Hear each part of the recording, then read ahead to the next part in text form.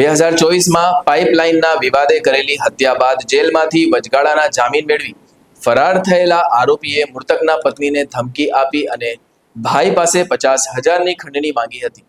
કોર્ટે તેની સામે ફરાર વોરંટ જાહેર કર્યું હતું. આરોપી પોલીસથી બચવા ગોંડલના મોલમાં નોકરી કરતો હતો.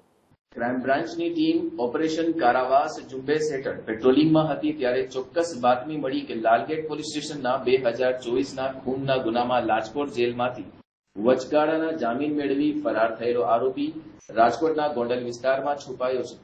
બાતમીના આધારે પોલીસે ઝડપી કાર્યવાહી કરીને ગોંડલના સામાકાંઠા વિસ્તારમાંથી આરોપીને દબોચી લીધો છે.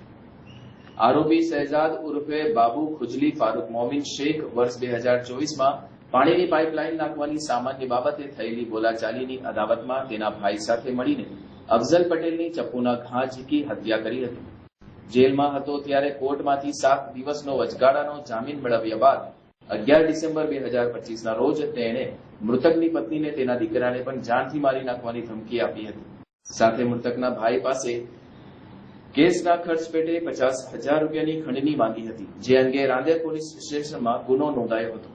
કોર્ટે તેની સામે બીએનએસ કલમ 72 હેઠળ ફરારી વોરંટ પણ જાહેર કર્યું હતું.